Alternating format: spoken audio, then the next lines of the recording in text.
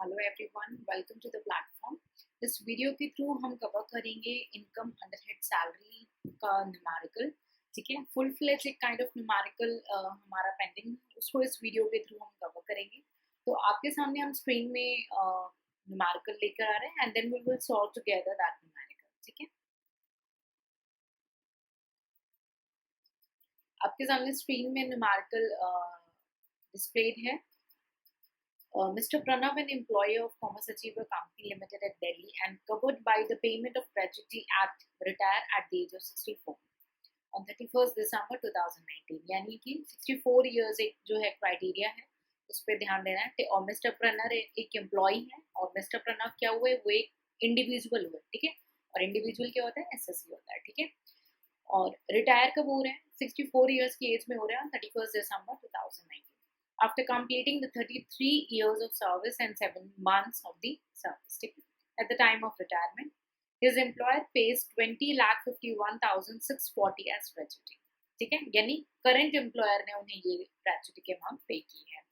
₹6 lakh as an accumulated balance of recognised provident fund, यानी RPF का accumulated balance था 6 लाख रुपए।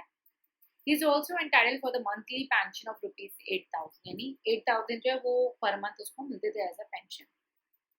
He gets 75% of the pension commuted for ₹4,50,000 on 1st Feb 2020। ठीक है, determine the salary chargeable to tax for Mr. Anand of the assessment year 2020 and 21 with the help of here is a mistake, Anand नहीं है, Pranav है। It can be any name, you can take that। For the assessment year 2020 and 21 with the help of following information।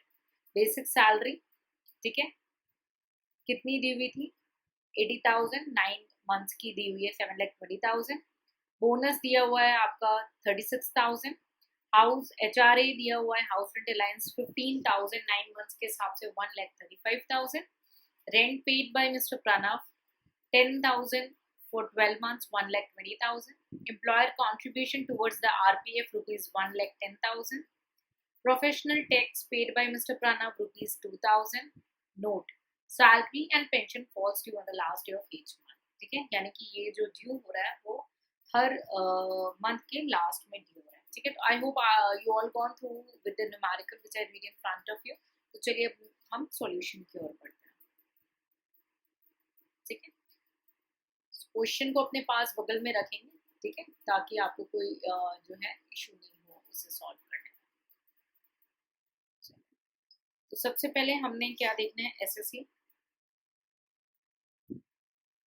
ठीक है, SSC कौन थे, SSC का नाम क्या था, मिस्टर प्रणव। ठीक है, ब्रैकेट में इंडिविजुअल, आप फुल फ्लेज लिखिएगा। ठीक है, मैं शॉर्टकट लिख रही हूँ इंडिविजुअल। आपको प्रीवियस ईयर ये भी फुलफिल लिखेंगे। प्रीवियस ईयर क्या होगा, देख के बताइए न्यूमेरिकल में कि आपके केस में ये जो है उसमें प्रीवियस ईयर क्या होगा।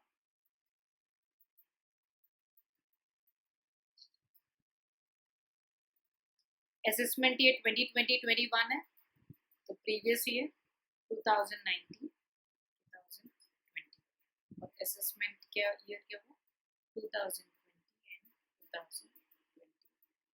ठीक है, ये बेसिक चीज हमेशा ध्यान देंगे, तो क्वेश्चन में कभी भी ट्विस्ट आएगा ना तो मिस्टेक नहीं होगी। ठीक है, इनकी एज जब ये रिटायर हुए थे ये ध्यान रखेंगे, ये 64 ईयर्स, ये आप अपना वर्किंग नोट में लिख के रखेंगे।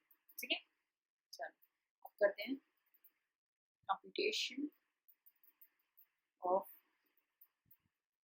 Taxable salary. क्वेश्चन की डिमांड थी सैलरी की। ठीक है, सैलरी कितने मंथ की मिली है, 80,000 मिली है 9 मंथ्स। 80,000 मिली है 9 मंथ्स की मिली है ना सैलरी, कितना हो गया,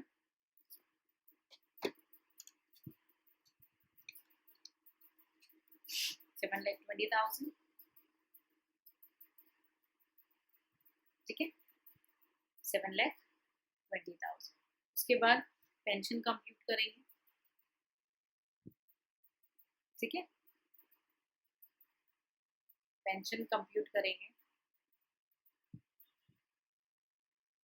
कितनी क्या क्वेश्चन में मेंशन है पेंशन के लिए?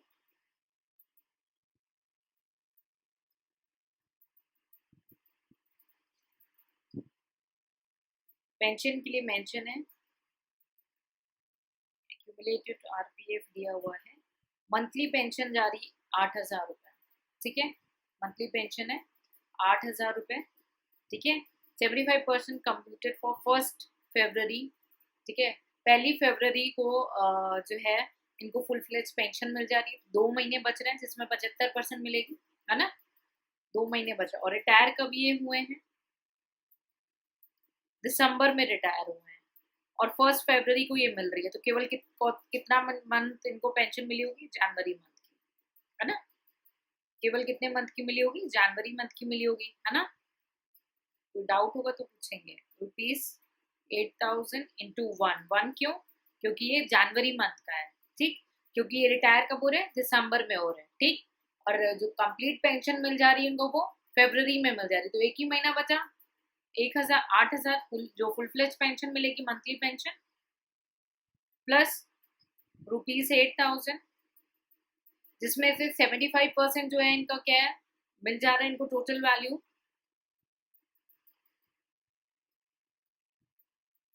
75% of the pension commuted for 4 है, तो अनकम्यूटेड कितनी होगी? 25%। कितने महीने की होगी? 2 महीने की होगी, है ना, फरवरी और मार्च, क्योंकि मार्च में आपका फाइनेंशियल ईयर क्लोज हो रहा है, ठीक है। कंप्यूट करेंगे कितना आ रहा है? 12,000, ठीक है। आई होप इतना क्लियर हो गया पेंशन तक। अब देखते हैं और क्या गिवन है हमारे सामने। बोनस गिवन है स्ट्रेट अवे 36,000, ये हो गया, ठीक है, पेंशन हो गया, बोनस 36,000,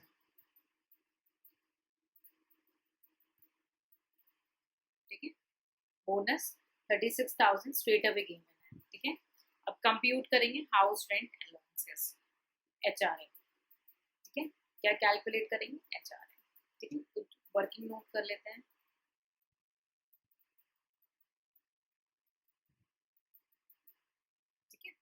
HRA हम कैलकुलेट करेंगे, कवर्ड है under section 10 sub clause 13A में, ठीक। अमाउंट जो रिसीव्ड हो रही है एज HRA, ठीक है, HRA की कितनी अमाउंट हमें रिसीव हो रही है? 15,000 इंटू 9, 1,35,000, ये रिसीव हो रही है ना as HRA, 1,35,000 as in HRA receive हो रही है। लेस हो जाएगा exemption, least of following exempt, ठीक है, जो भी लीस्ट होगा वो एग्जेम्प्ट होगा अंडर सेक्शन 10 सब क्लॉज है। तो पहला क्या था? जो अमाउंट रिसीव है, देखिए मैंने आपको डिटेल में ये सब लिखा है, आप फुल फ्लेज डिटेल में यहाँ पे लिखेंगे, ठीक है, क्योंकि आप फुल फ्लेज क्वेश्चन कर रहे तो मैं शॉर्टकट थोड़ा सा चलूंगी। अमाउंट जो रिसीव हुआ है एक्चुअल, ठीक, फिर कौन सी सिटी में है ये? दिल्ली में है, 50% ऑफ दी सैलरी, है ना, 7,20,000,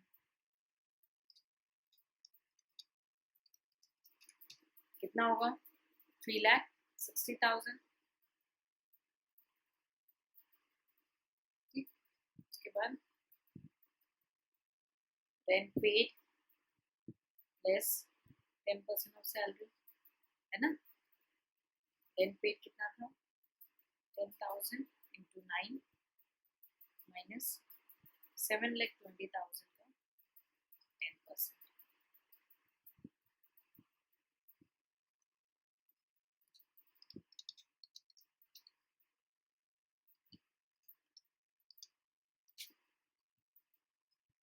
₹18,000 आएगा, ठीक। तो लीस्ट आपका क्या हो गया? 18,000 आपका लीस्ट हो गया, जो कि एग्जेम्प्ट होगा। तो बैलेंस कितना बचेगा? मिला कितना था? 1,35,000, जिसमें से 18,000 हमारा एग्जेम्प्ट हो रहा है, तो कितना बचा? 1,17,000, 1,17,000, ठीक है, 1,17,000 आपका बैलेंस बचा। ये क्या हो जाएगा, टैक्सेबल एचआरए। ठीक है, जिन भी स्टूडेंट को कोई डाउट है प्लीज आप एचआरए का लेक्चर, एचआरए का न्यूमेरिकल कंप्लीटली आप जा करके उसको चेक करेंगे। ठीक है, कि आप कहाँ पे मिस्टेक कर रहे हैं या कहाँ पे भूल रहे हैं। ठीक है, एचआरए कितना हो गया, 1,17,000। ठीक है, अब उसके बाद क्या था, एम्प्लॉयर का कंट्रीब्यूशन था ना, एम्प्लॉयर का कंट्रीब्यूशन था आरपीएफ रिकॉग्नाइज्ड प्रोविडेंट फंड की तरफ। ठीक है, तो 12 आपका कितना 12% ऑफ द सैलरी एग्जेम्प्ट है, उसके ऊपर का जितना भी होगा वो टैक्सेबल होगा, है ना।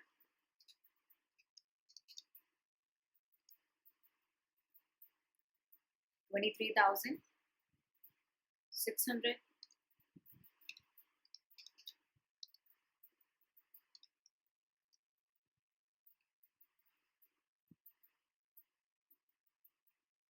कितना दिया था एम्प्लॉयर कॉन्ट्रीब्यूशन, 1,10,000। आपका 86,400 माइनस 1,10,000, 23,600। ठीक है, अब ग्रेच्युटी कैलकुलेट करेंगे। ठीक है, ग्रेच्युटी कैलकुलेट करेंगे। हर एक चीज का ना आपको न्यूमेरिकल में डिटेल वर्किंग दिखाना होगा अपने एग्जाम में, ये चीज हमेशा ध्यान रखेंगे। ठीक है, एचआरए क्लियर है ना, मैं इसको इरेज कर सकती हूँ। ओके,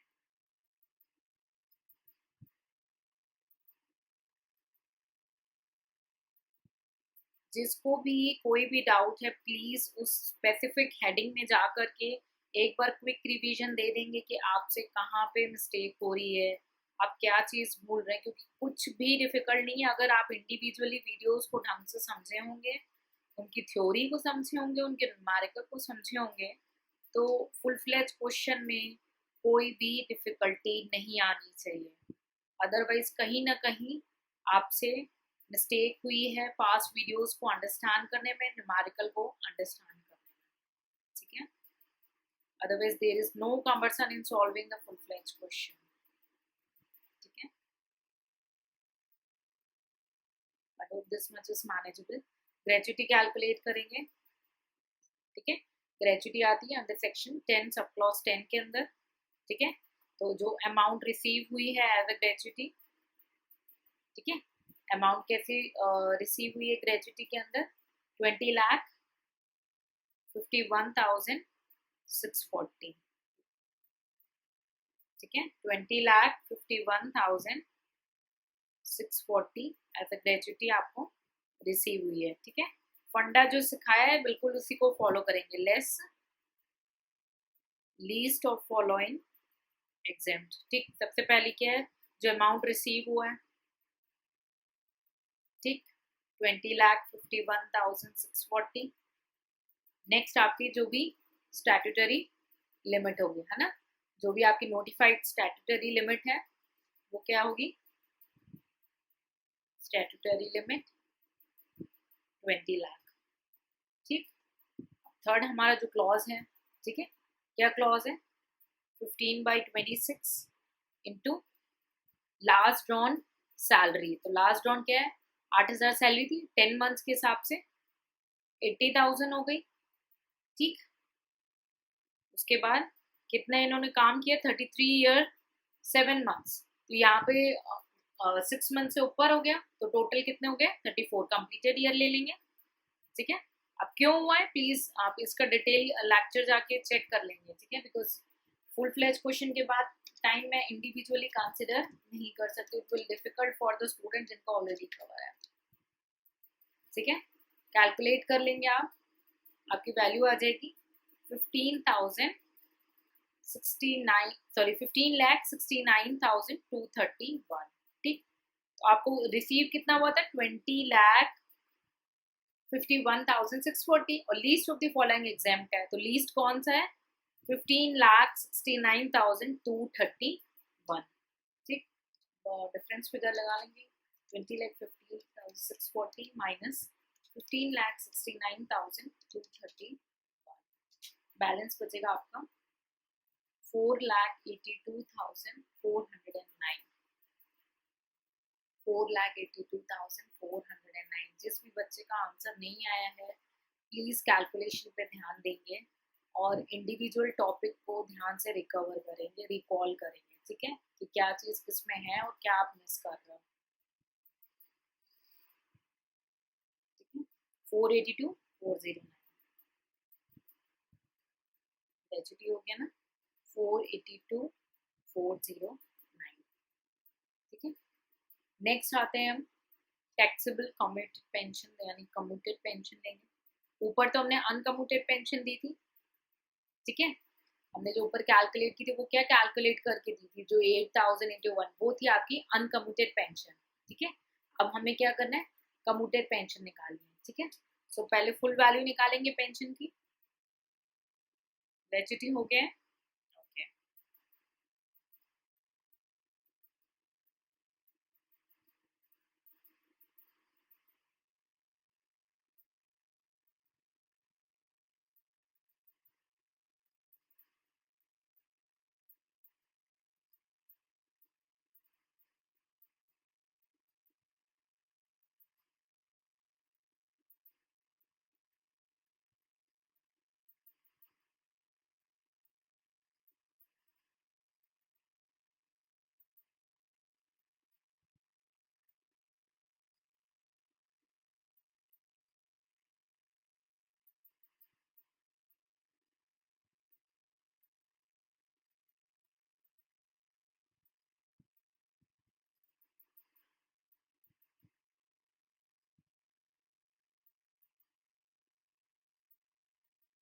ठीक है, चलिए अभी कैलकुलेट करते हैं क्या, कम्यूटेड पेंशन, ठीक है।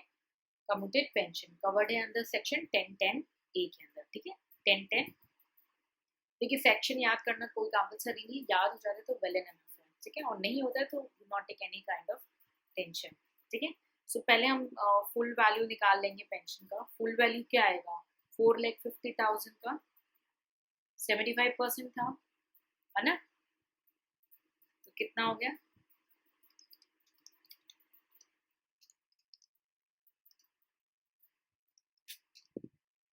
6 लाख,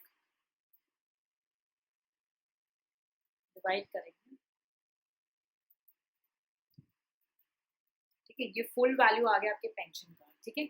सो इस केस में क्योंकि नॉन गवर्नमेंट एम्प्लॉय है, ठीक है, इन रिसिप्ट ऑफ ग्रेचुटी, है ना, ग्रेचुटी रिसीवर, और ये नॉन गवर्नमेंट एम्प्लॉय थे, तो 1/3 ऑफ द फुल वैल्यू क्या हो जाएगी, एग्जेम्प्ट हो जाएगी।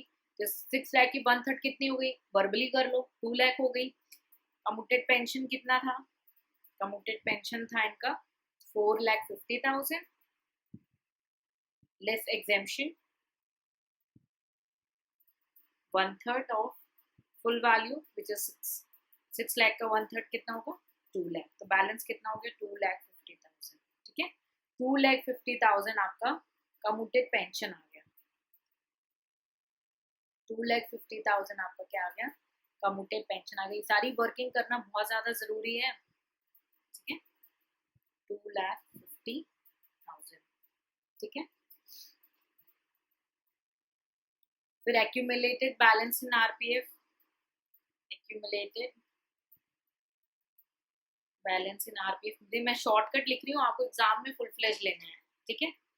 सर्विसेज लेस देन 5 ईयर है ना, सॉरी मोर देन 5 ईयर है ना, तो नील हो जाएगा, सर्विसेज मोर देन 5 ईयर है, exempt under section 10 sub clause 12, ठीक है। वही सेक्शन याद करना जरूरी नहीं है, याद हो जाता है तो ठीक है, otherwise do not take any kind of tension, ठीक है। अब क्या है, और कुछ नहीं बचा है हमारे पास, ठीक है। एचआरए हो गया है हमारा, रेंट पेड हो गया, रेंट को देख लिया, एम्प्लॉयर कॉन्ट्रीब्यूशन टू आरपीएफ हो गया है, अब ये तो डिडक्शन का पार्ट है, ठीक है। तो टोटल सैलरी निकाल लेंगे, ग्रॉस सैलरी, फटाफट कैलकुलेट करें और बताएं ग्रॉस सैलरी आपकी क्या आ रही है,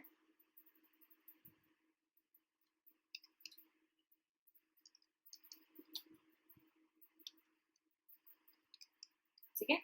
ग्रॉस सैलरी आ जाएगी आपकी 16,41,009, ठीक।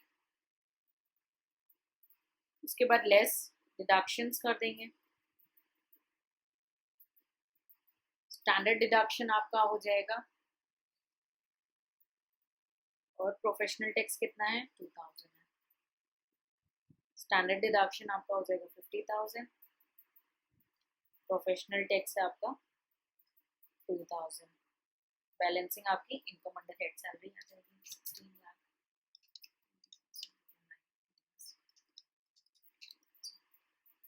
इनकम अंडर हेड सैलरी कितनी आ गई 15,89,009 rupees.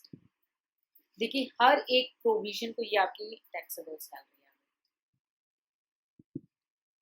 This will be your answer. Income under head salary 15,89,000। कर लीजिए कैलकुलेट। आई पॉज एंड उसके बाद मैं कुछ इंपॉर्टेंट पॉइंट बताऊंगी आपको।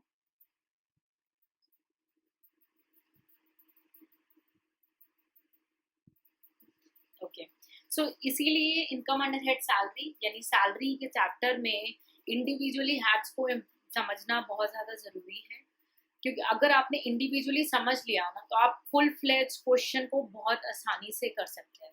और अगर आप डायरेक्ट फुल फ्लेज क्वेश्चन कर रहे हैं तो आप कभी भी सॉर्ट आउट नहीं कर पाएंगे, आप बिल्कुल फंसते रहेंगे कि क्या है ये, ऐसा क्यों हो रहा है, हमेशा आपके माइंड में क्वेश्चंस बने रहेंगे।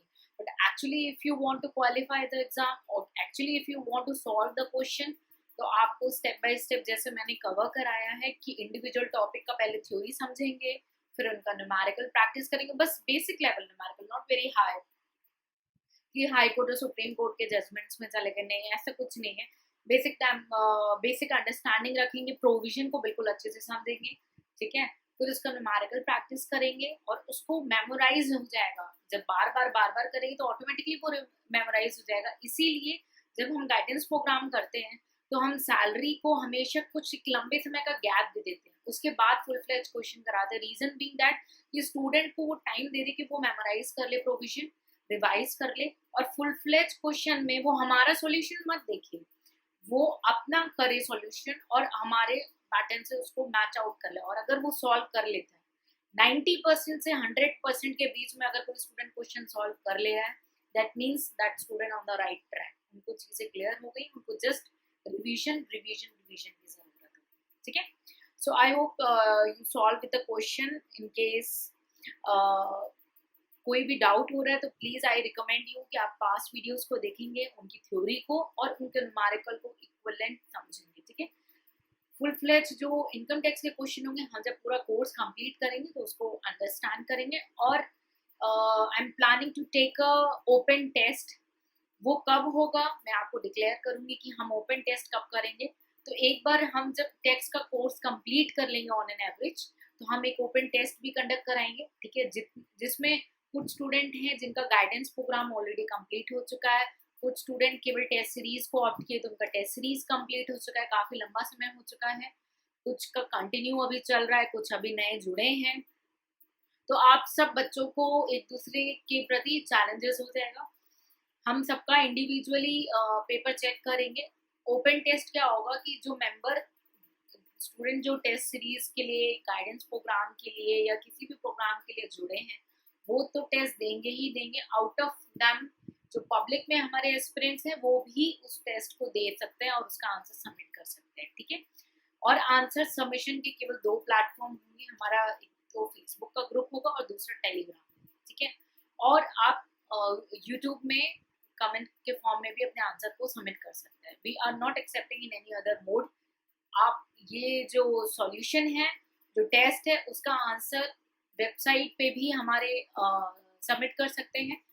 हमारा जो क्यू होगा पेपर चेकिंग का वो होगा पहले वेबसाइट, फिर हमारा होगा फेसबुक का group and YouTube and then Telegram, ठीक है। इन 4 मोड के अलावा हम कहीं से भी पेपर चेक ना एक्सेप्ट करेंगे और ना ही चेक करेंगे।